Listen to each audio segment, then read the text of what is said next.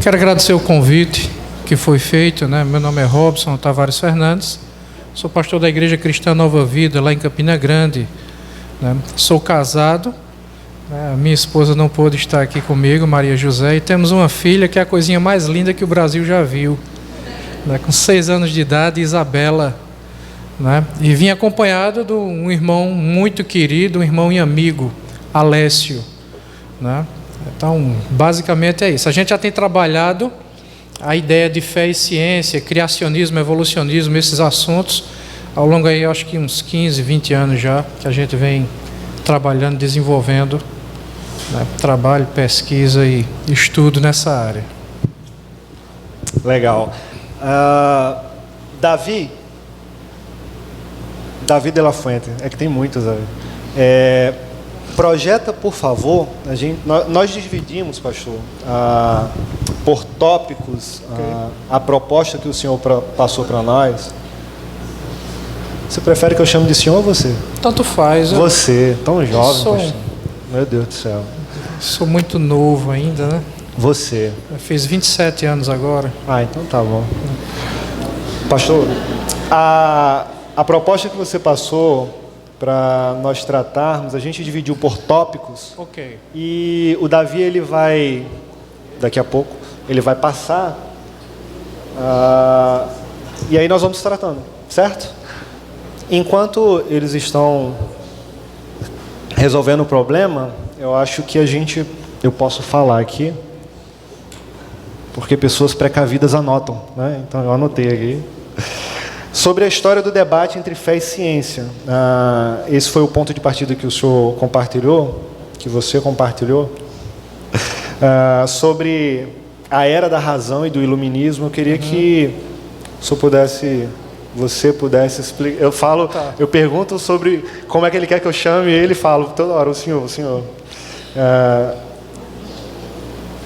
A era do debate entre a fé e a ciência. A era da razão e do iluminismo.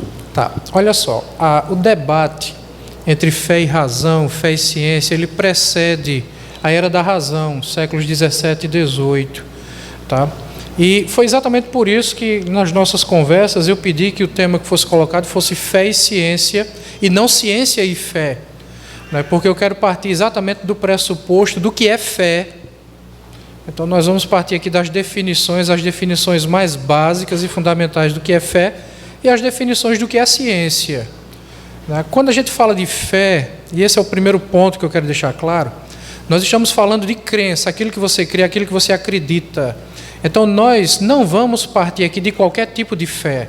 Nós não vamos falar, por exemplo, da fé budista, da fé hinduísta, da fé católica, nós não vamos falar da fé de alguns círculos evangélicos, nós vamos falar da fé bíblica. É disso que nós trataremos. Então o conceito básico bíblico de fé está em Hebreus capítulo 11, versículo 1.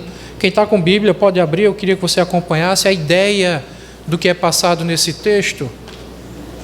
Hebreus capítulo 11, versículo 1. Às vezes a gente lê e não atenta para alguns detalhes daquilo que o texto fala, né? Todos acharam ou não? Hebreus 11, versículo 1. Ora, a fé é o quê?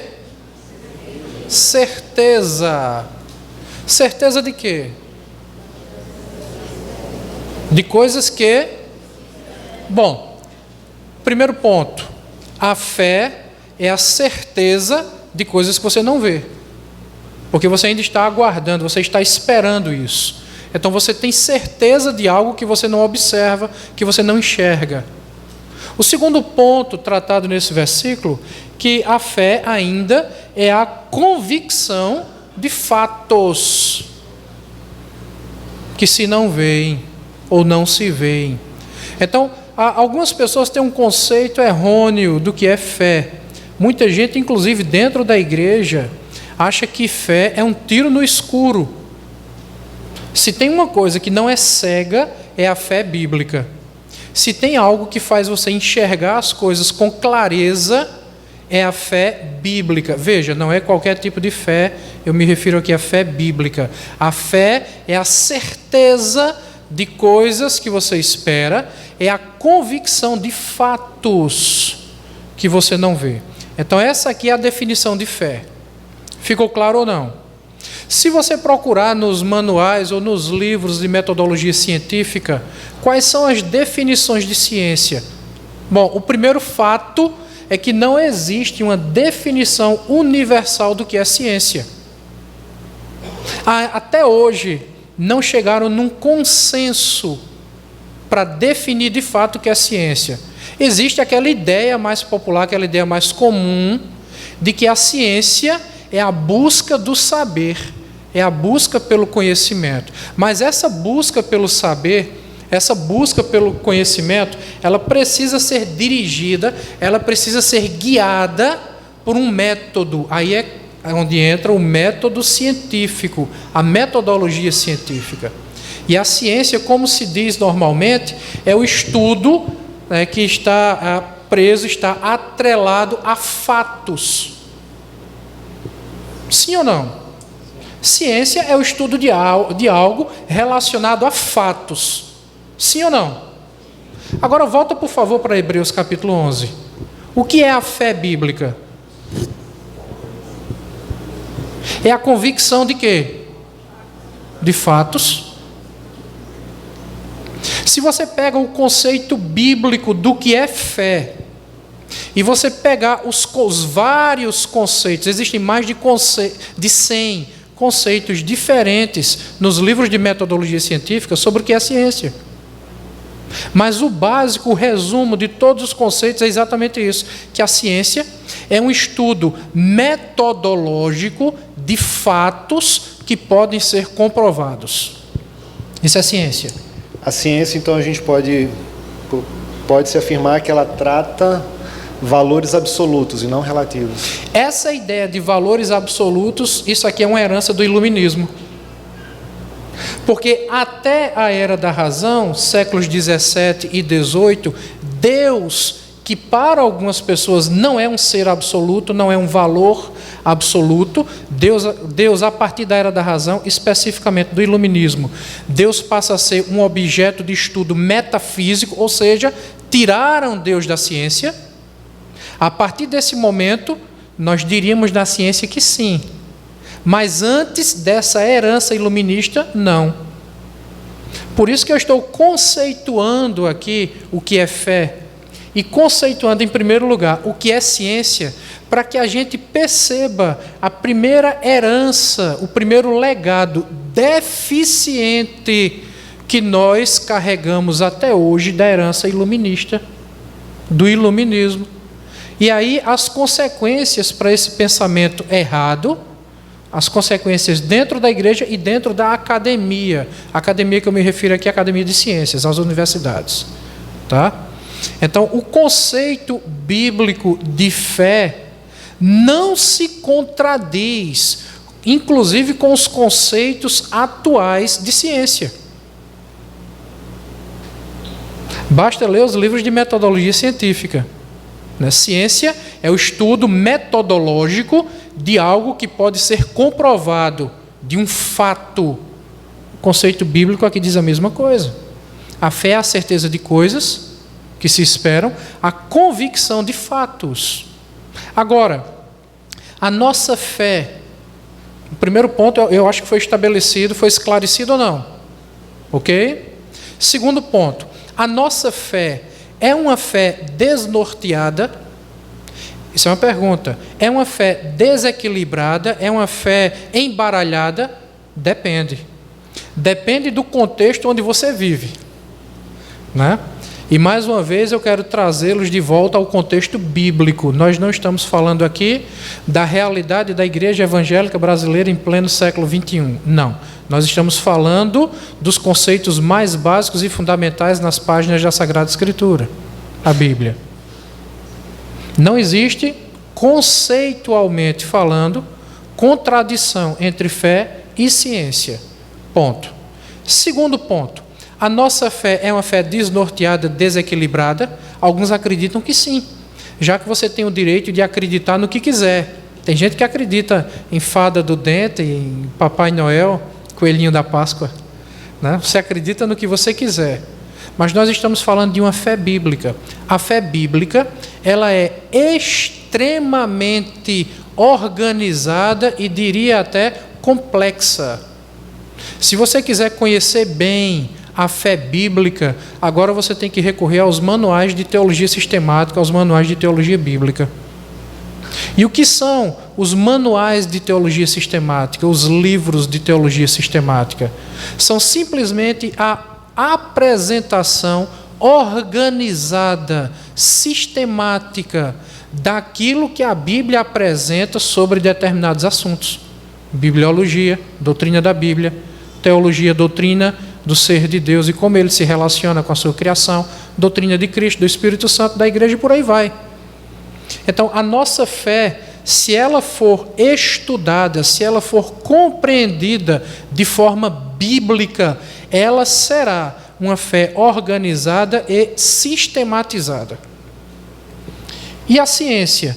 A ciência, se ela também for tratada com o respeito que ela merece, ela também será estudada da mesma forma, seguindo um método, seguindo uma metodologia. Agora, o curioso nesse embate ou nesse estudo entre fé e ciência é que o método que você utiliza para estudar a ciência pode ser o mesmo método que você utiliza para estudar a teologia. Deixa eu dar um exemplo aqui só para ilustrar isso. Você não pode pegar as páginas da Bíblia e ler e interpretar de qualquer forma, correto? Existem métodos de interpretação. A gente está falando aqui de hermenêutica, né? O método que os profetas do Antigo Testamento utilizavam, Jesus utilizava, os apóstolos utilizaram, os reformadores protestantes utilizaram, era o chamado método literal, que João Calvino passou a chamar de histórico-gramatical. É quando você leva em consideração o contexto histórico daquela passagem, o contexto geográfico, político, social. É quando você leva em conta a gramática do texto, e para isso agora você vai ter que conhecer o texto na sua língua original, hebraico, grego, algumas porções lá no aramaico. Então existe um método que você utiliza para interpretar a Bíblia corretamente. Esse método que nós utilizamos para interpretar a Bíblia, que é chamado de hermenêutica, esse mesmo método também é utilizado para estudar, por exemplo, os textos de direito. Os juristas utilizam a hermenêutica. É um método científico. Então aqui vem o meu terceiro ponto. Se até agora o conceito de fé está coadunando com o conceito de ciência, está encaixando com o conceito de ciência.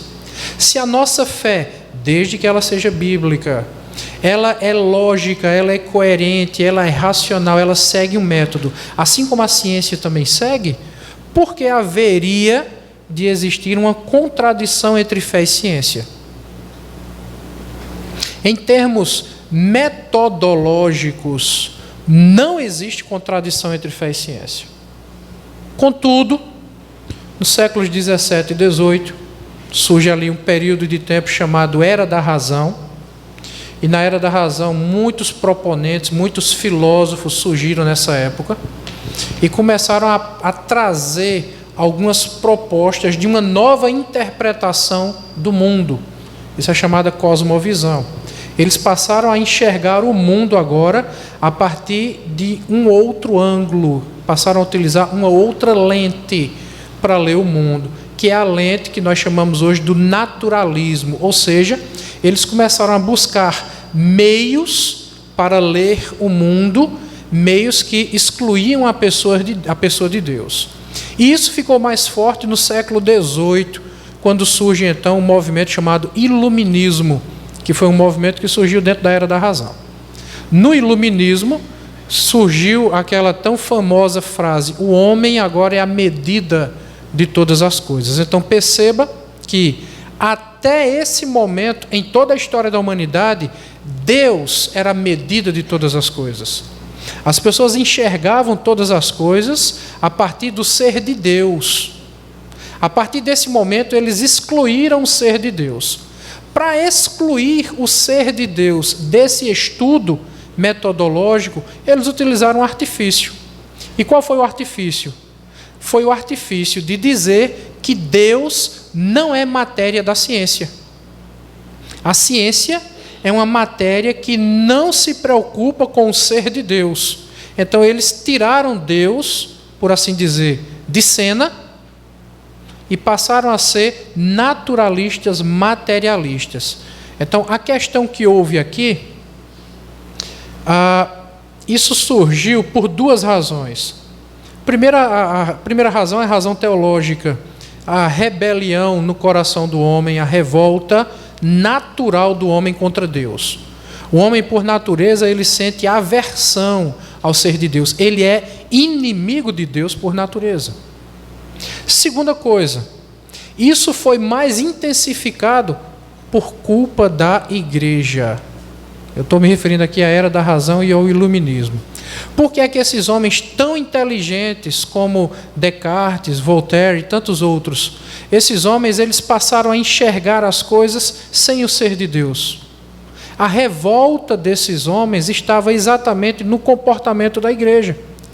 Porque todos esses filósofos tão famosos e sobre os quais às vezes nós falamos até mal, todos eles nasceram, se criaram e cresceram no ambiente de igreja. Mas eles passaram então a ter uma certa revolta, uma certa repulsa contra a igreja. Por quê? Porque eles começaram a perceber que a igreja naquele período de tempo estava produzindo excelentes oradores, expositores da palavra de Deus com excelência. O problema é que esses pregadores, eles sabiam expor a Bíblia corretamente, mas fora do púlpito, eles não viviam aquilo que pregavam. Então, essas pessoas que estavam sendo criadas dentro da igreja, começaram a fazer esses questionamentos. Espera aí, se isso que esse pregador está dizendo é verdade, e se essa verdade é tão forte, por que essa verdade não consegue reger as suas vidas fora do púlpito? Então deve existir aqui uma outra explicação. Ou essas pessoas estão erradas, ou o que essas pessoas estão dizendo está errado. Então parte do problema que nós vivenciamos hoje, parte, não totalmente, mas parte desse problema é culpa da igreja. Da hipocrisia que foi vivenciada nos séculos 17 e 18. Então essas pessoas começaram agora a buscar outros meios para tentar explicar a vida e as questões filosóficas que nos acompanham, que nos circulam diariamente. Eles buscaram agora explicação sem o ser de Deus, porque as pessoas que estavam falando sobre Deus estavam causando aversão a essas pessoas.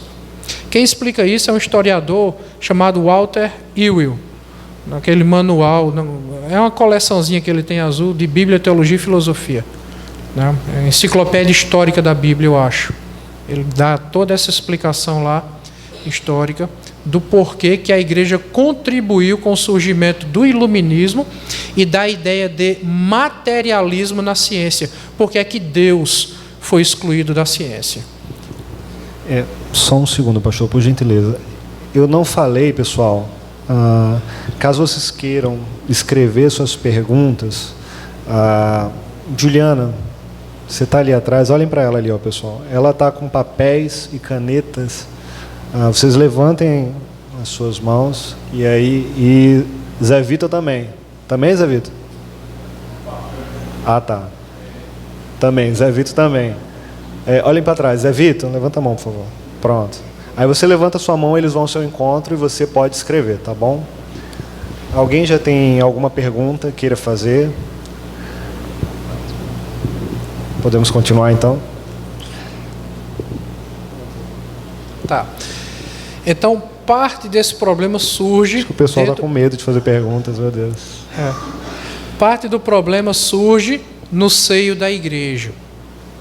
Então, aí, esses homens passam a viver meio que revoltados com a ideia de igreja, tendo aversão àquilo que a igreja chama de fé, a fé que era propagada, que era comungada na igreja. Então, esses homens saem e começam a falar mal disso, e de certa forma eles começam agora a se apresentar como uma ameaça à igreja. Em contrapartida, vem a resposta, vem a reação agora da igreja. A igreja começa agora a combater os ensinos desses homens e tratar tudo o que eles ensinavam como sendo errado. Então, os dois agora se separam e nós temos essa grande divisão entre fé e ciência na história, né, devido ao iluminismo do século XVIII. Por conta disso, nós passamos a sofrer duas grandes consequências nessa história toda, e estamos sofrendo essas consequências até hoje. Uma parte da igreja, não toda, nós tivemos aqui exceções, eu vou citar alguns movimentos que, nesse sentido, devem ser copiados, tá? Mas, em boa parte da igreja, a igreja passou agora a ter uma aversão à academia, passou a ter uma aversão à universidade. Daí começa aos poucos a surgir na igreja a ideia de que não, você não precisa estudar. Para que fazer uma faculdade? Né? Nós somos cidadãos do céu. Você já ouviu isso? Estamos aqui só de passagem, nós somos peregrinos em terra alheia. Né? Para que nós vamos criar raízes aqui? Irmão, para que você vai passar 4, 5 anos na universidade? Depois mais 3 anos no mestrado, 4 anos no doutorado, vai embora aí 10 anos da tua vida, 11 anos da tua vida. E falando de universidade, se não me falha a memória, Harvard, uma das universidades mais conceituadas no mundo, quando ela foi fundada, a frase que existia, que estava estampada, né, na frente da universidade era: o princípio do saber é conhecer a Cristo, é conhecer a Deus e fazê-lo conhecido. Algo mais ou menos dessa... É isso mesmo.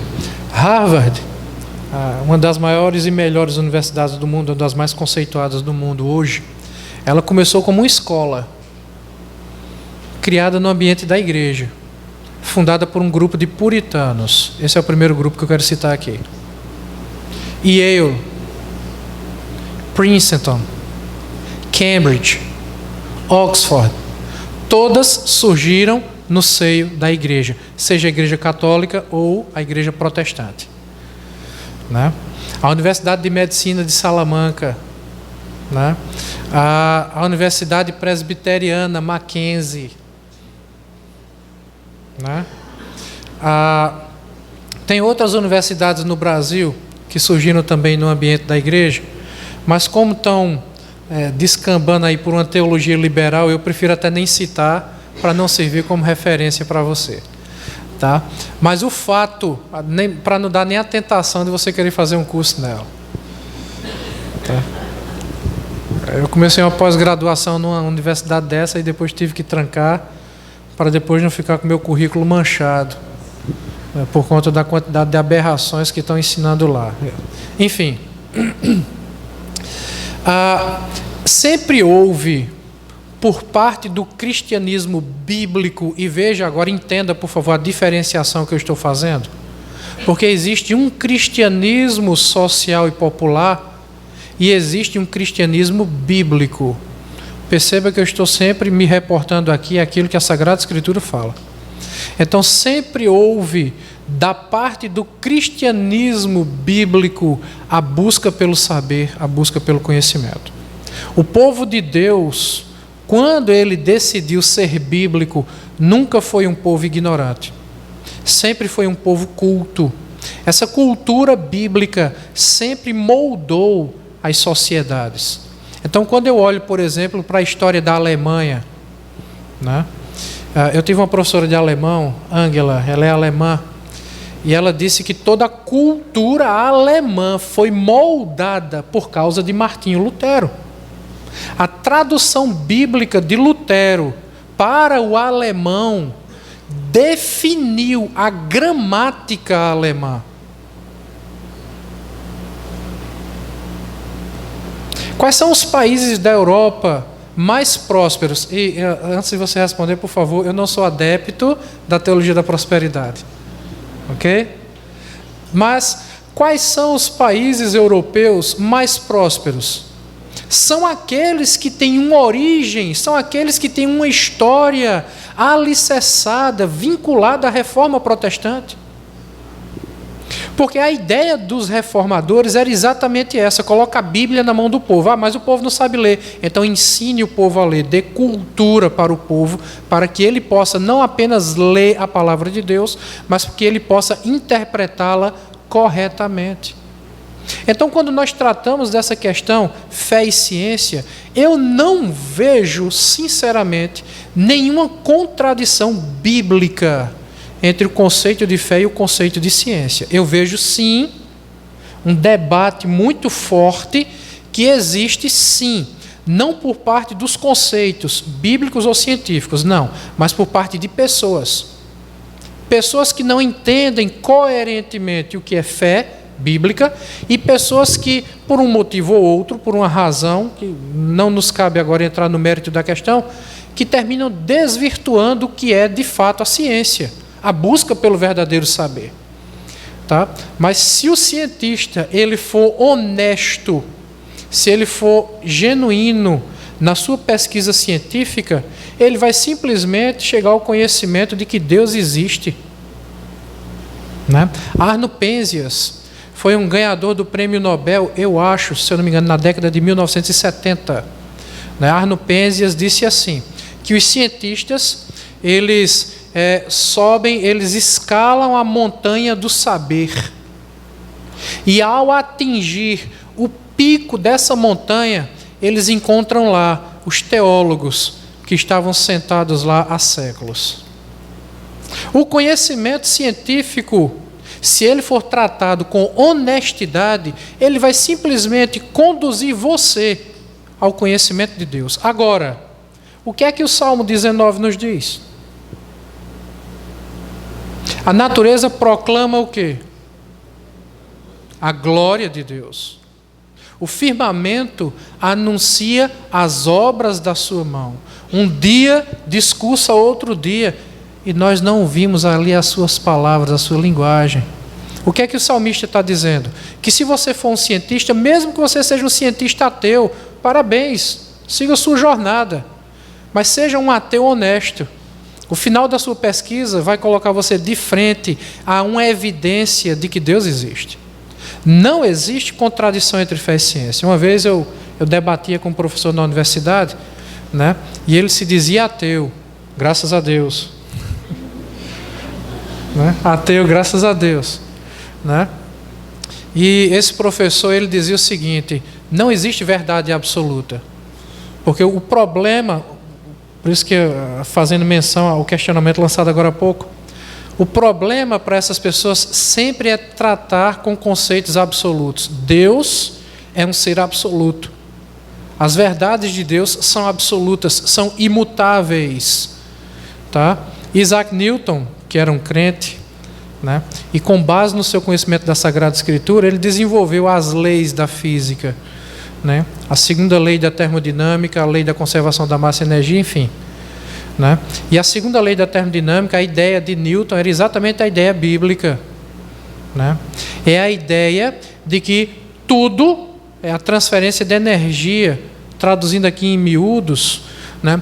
Tudo passa de um estado organizado para um estado desorganizado. Essa é a ideia de entropia, é a ideia de segunda lei da termodinâmica. Então, é só uma questão de tempo que tudo vai se desorganizar. Eu pergunto, o que foi que Deus disse em Gênesis para Adão após Adão pecar? Maldita é a terra por tua causa. Né? O que é que o salmista fala? Né? Que os céus, o universo, tudo que existe aí está se desgastando como um trapo de roupa que vai envelhecendo. Quais são, se você pega as leis físicas mais conhecidas, quais são as contradições que existem entre aquilo que a Sagrada Escritura fala e aquilo que a ciência tem descoberto? Né? Alguém poderia, por favor, não desses cientistas modernos, mas aqueles cientistas bem conhecidos na história da humanidade, alguém poderia me dizer o nome de um cientista aí, por favor?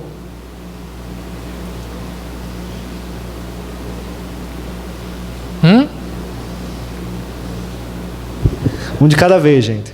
Dá. Diz aí o nome de um cientista conhecido aí na história da humanidade. Eu citei agora há pouco. Einstein, pastor. Sir Isaac Newton. Né? Newton era um crente, conhecedor da Sagrada Escritura. Eu escolhi o Einstein, pastor. Einstein não era crente, mas era um judeu. Né? Profundamente influenciado por aquilo que a Sagrada Escritura diz, apesar dos ateus quererem usar Einstein, né, como um ícone do ateísmo, coisa que ele nunca foi. Pega os escritos de Einstein e você vai ver as coisas que ele falava lá sobre Deus e sobre a descoberta do ser de Deus por meio da ciência. Faraday. Né? Quem mais? Pascal. Quem mais? Besla. Né? Quem mais? Vai dizendo mais aí para a gente citar. Depois eu vou passar para vocês uma lista com o nome de todas essas pessoas que vocês estão citando, com as descobertas desses homens, né? A influência do que, como esses homens produziram para a humanidade e a influência que esses homens tiveram da igreja, né? Os historiadores da ciência têm dito o seguinte, que a nossa cultura, especificamente a cultura ocidental, ela só conseguiu se desenvolver e chegar a ser o que ela é hoje por causa da influência judaica, Antigo Testamento, e a influência cristã, Antigo e Novo Testamento.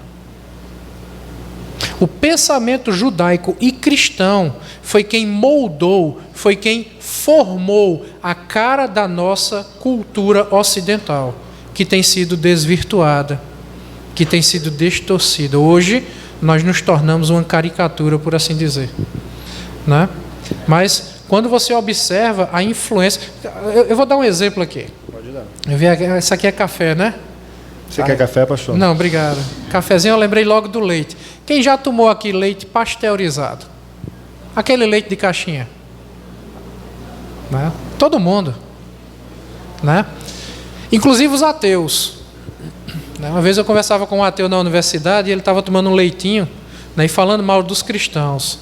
Eu olhei para ele e disse, então você devia nem tomar esse leite se você quer ser coerente. Pare de tomar o leite, você não está falando, então, você está dizendo que os cristãos fazem mal para a sociedade? Você não está dizendo que o cristianismo é maléfico para a nossa cultura? Então, tudo bem, esse é o seu ponto de vista, então seja coerente com o que você está dizendo. Não tome esse leite. Porque o leite pasteurizado recebe esse nome por causa de um homem chamado Louis Pasteur, que era um crente, que desenvolveu o método de pasteurização. Por isso que recebe esse nome, devido ao nome dele. Né? Vá tomar leite direto do peito da vaca. Ah, não, mas você não acredita em Deus. Às vezes eu tenho vontade de ser irônico, isso não é bom. Aí eu prefiro parar. É um descontentamento santo, né? Não, porque assim, eles fazem muita ironia conosco, né? Mas aí quando a gente faz uma única ironia, aí nós somos chamados de mal educados, de bélicos, enfim, não, eu não vou fazer não. Gente, olha só, a gente está no primeiro ponto e pelo que eu percebo e pelo que está sendo desenhado, vai funcionar da seguinte forma. O pastor ele vai falando e serão trabalhados os 4 pontos. Se você tem perguntas para fazer, por favor, interrompa. Se você não tiver, aí tudo bem. Né? Tá certo? Caso você queira fazer, você vem aqui só porque nos outros encontros funcionou um pouquinho diferente, mas você pode interromper a qualquer momento, caso contrário, vai dar continuidade. Tá bom? Ok, pastor. Tá. Passa para o segundo ponto, por favor. Tá. A igreja e a academia, como eu vinha comentando, né? Então, por conta dessa herança iluminista, surgiu a ideia no âmbito da igreja, no seio da igreja, de que nós não precisaríamos estudar, nós não precisaríamos buscar o conhecimento, o saber, né, na academia, na universidade. Bastava ler a Bíblia e pronto, estava tudo resolvido, porque afinal de contas nós estamos sendo treinados para sermos cidadãos do céu. né? É verdade, nós estamos aqui sendo treinados, mas não para ser cidadão do céu. A salvação não é pelas obras, né? Agora nós precisamos viver aqui de forma digna, da maneira mais digna possível, para que Cristo seja glorificado por meio do nosso estilo de vida. Essa era a ideia da reforma protestante, né? Então, traduzindo em miúdos aqui a ideia da reforma protestante, se você é um gari e você trabalha varrendo a rua, seja o melhor varredor de rua que João Pessoa já viu. Faça isso com excelência. Agora, se você tem a oportunidade de estudar, você não tem a obrigação de ser o aluno número 1 da turma, mas você tem a obrigação de ser o melhor aluno que você pode ser. Você está lá na universidade, está fazendo um curso, ok. Quando terminar, vá fazer sua especialização, vá fazer sua pós, né? Faça um mestrado, vá fazer um doutorado, né? Estude um idioma, línguas, né? Busque o conhecimento, né? E glorifique a Deus com a sua profissão. Essa era a ideia da reforma protestante. Nós não estamos aqui treinando pessoas para que essas pessoas fiquem ou vivam, né, enfurnadas dentro da igreja, dentro de 4 paredes. Não. Você vem aqui para ser instruído, para ser treinado, para ser alimentado, para ser orientado, para viver e glorificar a Cristo lá fora. Essa é a ideia do contexto real de uma igreja bíblica. É o que nós estamos fazendo aqui hoje. Tá? Só que parte da igreja perdeu essa ideia, perdeu esses valores com o passar do tempo. Nós temos muitos pastores hoje que não gostam de ler, não querem estudar, que sequer fizeram seminário, né? E que reproduzem esse tipo de mentalidade e de comportamento para a sua igreja.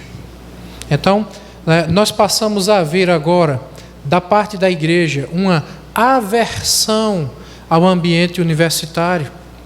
E o ambiente universitário que é dado ao estudo, em termos, né, passou a também sentir uma aversão à igreja, por conta dessa falta de instrução da igreja, dessa falta de orientação didática, pedagógica. Por falar em pedagógica, você sabia que quem desenvolveu o sistema pedagógico também foi um crente, que fazia parte de um grupo chamado os Irmãos da Vida Comum? Foi ele que desenvolveu todo o sistema pedagógico que é utilizado, inclusive hoje, nas escolas e nas universidades. Agradeça a um crente. Então, se você é ateu, pare de usar a pedagogia, né? Invente seu próprio método. Pare de pegar carona no carro dos outros. Aí veio Paulo Freire, né, que é considerado o patrono da educação no Brasil, e desvirtuou tudo, né, utilizando a pedagogia para introduzir na nossa sociedade o marxismo cultural, de Antônio Gramsci, italiano, né? Mas a nossa conversa aqui não é sobre isso hoje. Então, a universidade passou a sentir aversão também contra a igreja. Então, nós temos hoje uma verdadeira briga entre igreja e universidade. Mais recentemente, esse quadro tem começado a mudar. Essa realidade tem começado a dar os seus primeiros suspiros. Nós estamos começando a ouvir no Brasil pessoas que vivem no ambiente acadêmico e que estão se declarando publicamente crentes, seguidores de Jesus Cristo. Nós temos aí o professor Adalto Lourenço, que hoje ele não vive mais no ambiente da academia, mas temos o professor Marcos Eberlin, que tem recebido um prêmio atrás do outro, né, que é chefe de um departamento da universidade, eu acho que é na Unicamp, é na USP. Unicamp, né? Ele é diretor do departamento de espectrometria de massa, formado em química. A filha dele também está lá nos Estados Unidos, né? Já teve artigos publicados em revistas acadêmicas, tá? Está despontando como um dos crânios na ciência que nós temos no Brasil, e ele não tem nenhuma vergonha de falar em público: eu sou crente, eu creio em Jesus Cristo, creio que Jesus Cristo somente Ele salva, que Ele morreu e ao 3º dia ressuscitou fisicamente. Eu tenho uma pergunta, pastor. Ok. Na verdade, eu quero juntar essas duas que eu vou fazer agora. O primeiro ponto, voltando lá atrás, você comentou sobre o prêmio Nobel que foi destinado a um judeu. Einstein era judeu também, por exemplo. E na história, eu creio que 25% de todo o prêmio Nobel foi destinado a judeus. Tem um livro muito bonzinho, ele ainda não foi traduzido em português, mas é um livro muito bom. Ele traz uma listagem de 26 cientistas que receberam o prêmio Nobel, todos eles crentes, criam em Jesus Cristo e na Bíblia como sendo palavra inefável, infalível e inerrante de Deus. Aí a gente olha para a nossa realidade hoje, essa sociedade pós-moderna, como você estava dizendo agora, o maior conflito hoje é justamente pela falta dessa apologética no meio acadêmico, né? De pessoas, de cristãos que defendam a fé. E isso, nós temos poucos educadores, professores que estão numa posição de influência na vida de outros. Nós temos muito poucos, infelizmente, mas isso seria um reflexo dessa nossa sociedade, porque, pegando um pouco do que a gente estava conversando antes de começar o Café com Palavras, sobre a dificuldade, por exemplo, que existe hoje dentro da igreja, que na verdade não é só dentro da igreja, é da sociedade, onde os jovens não sabem o que querem, e isso reflete dentro da igreja, por exemplo, quando eles não sabem ao certo o que fazer e como vai glorificar a Deus, como que faz, uma dificuldade de conectar uma vocação que talvez ele tenha específica com o próprio reino de Deus. E aí não se formam profissionais cientes daquilo que eles foram chamados para fazer e não se dedicam a fundo ao ponto de desenvolver todas as suas habilidades, e no caso do meio acadêmico acabam não surgindo também pessoas expoentes de influência para influenciar mesmo essa nossa geração, que é carente de bons professores com pensamentos cristãos. A maioria aqui, uma boa parte são universitários, e tem gente que entra na universidade hoje com 16, 17 anos e são estuprados psicologicamente por professores que têm doutorados, pós-doutorados, na França, enfim, fora, e eles vêm com todos os seus pressupostos ateístas e bombardeiam essa geração que entra, e eles não têm como se defender, e absorvem, e entram em conflitos, e problemas surgem. Existe uma coleção de fatores que contribui para isso que você acabou de dizer, que eu concordo, né? Eu acho que nós precisamos trabalhar muito bem na igreja a ideia de uma cosmovisão cristã. Tem uma autora muito boa, eu acho que o livro dela foi traduzido para o português, Nancy Pearcey. Ela escreve Total Truth. O livro dela é Verdade Absoluta, né? Oi? Verdade Absoluta é o título do livro dela. E ela trata exatamente sobre isso, a cosmovisão cristã. Existe aqui uma questão cultural, né? Semana, só para ilustrar isso aqui, exemplificar isso aqui. Semana passada eu estava lendo, né, um texto que colocaram de uma pesquisa que foi feita na universidade. Colocaram lá um freezer, né, com picolé, para as pessoas irem lá e pegar e honestamente você pagar o devido valor, colocar o dinheiro na caixinha, né? E nem todo mundo no Brasil pegava e pagava. Aí eu vou abrir só um parênteses aqui. Se você quiser ver isso aqui em João Pessoa, eu vi. Na loja de material de construção, eu vou ter que fazer a propaganda, porque foi o único local que eu vi, eu tirei uma foto. Um mestre, lá na torre. Tem um local, vários freezers com refrigerantes, e eu falei, ué, cadê o caixa? Não, os funcionários falaram, você pega, coloca o dinheiro ali e leva. Eu falei, tá funcionando? Faz 30 dias, ainda vai fazer o primeiro balanço. Eu não voltei lá para saber ainda. Então, assim, culturalmente, isso é vergonhoso para a gente. O brasileiro, ele quer tomar vantagem em tudo. Culturalmente, nós brasileiros somos treinados, ensinados a fazer as coisas porque as coisas dão certo para a gente e não porque é certo, né? E aqui é o que acontece, é justamente aí que se reflete esse tipo de prática na igreja. Nós temos pessoas que na igreja, na hora do louvor, levantam a mão, choram, né, e oram e leem a Bíblia, né, mas na hora de usar a sua profissão para a glória de Deus não o fazem, né, que tem vergonha de falar da sua fé em público. Irmão, você não precisa pedir licença para dizer que é crente, não. Você não precisa pedir desculpa pela sua fé, não. Você não tem do que se desculpar, não, né? É sua fé. Se de fato você crê, então levanta a cabeça, é isso que você crê, ponto final. Se a outra pessoa não crê, problema dela.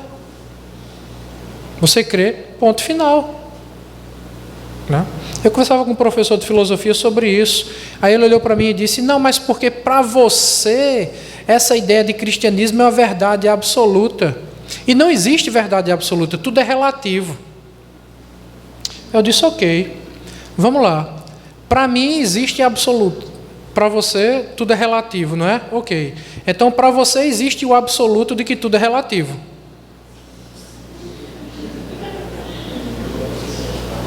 Aí ele parou, ficou olhando assim, eu disse: se para você não existe verdade absoluta, tudo é relativo, então para você existe a verdade absoluta de que tudo é relativo. Agora, se existe uma verdade absoluta, que é essa que você está dizendo, por que é que você disse que não existe verdade absoluta? Seu pensamento ele é autodestrutivo, ele é autocontraditório. Eu não preciso dizer nada, você sozinho se destrói, meu amigo. Você sozinho se contradiz. Então a sua fé, que é uma fé filosófica, e eu não tenho nada contra a filosofia, por favor, tá? Mas a sua fé, que é uma fé puramente filosófica, ela está sendo destrutiva, prejudicial para você. Porque é uma filosofia desprovida do ser de Deus. Isso é uma herança iluminista. Então passe a considerar Deus como uma verdade absoluta e todo o seu pensamento será conduzido corretamente. Aí é a ideia, volto, de cosmovisão. Aí você passa a enxergar as coisas com as lentes de Deus. Você vai enxergar com clareza. Eu uso óculos. Eu sou míope, né? Eu estou olhando aqui para o Edilson, já estou vendo sem o óculos, já estou vendo aqui tudo embaçado. Quem está sentado aqui na primeira fila, eu só vejo as cores, né? Uma cor azul, preto, vermelho, mas eu não consigo definir os rostos, né? É exatamente assim que as pessoas enxergam, porque todo ser humano por natureza é míope, quando ele não usa as lentes corretas, adequadas para a sua necessidade. E todo ser humano ele tem a necessidade de Deus. Então, a partir do momento, depois da era da razão do iluminismo, a partir do momento que tiraram Deus de cena, o ser humano passou a ser míope. A ciência passou a enxergar as coisas de uma forma turva, sem clareza. Agora, quando você é honesto na sua busca, no seu conhecimento, né, aí vem até o princípio da neutralidade, né, que é o que mais se fala em ciência. O cientista ele deveria ser neutro. Ele tem suas crenças pessoais, ok, mas ele não deveria deixar suas crenças pessoais interferirem na sua pesquisa. Porque o resultado da pesquisa pode contradizer aquilo em que ele acredita. Só que o que é que acontece com muitos cientistas? E aqui eu me refiro aos cientistas evolucionistas. E a gente vai começar a falar agora de criação e evolução, né? Já que até agora ninguém fez pergunta, vamos falar de criação e evolução, que eu acho que vai ter, senão a gente fala de predestinação e livre-arbítrio, que aí tem pergunta. Misericórdia. Que aí eu sei que vai ter pergunta, né? Enfim. Eu acho que a gente pode fazer o seguinte, vamos dar um pause agora.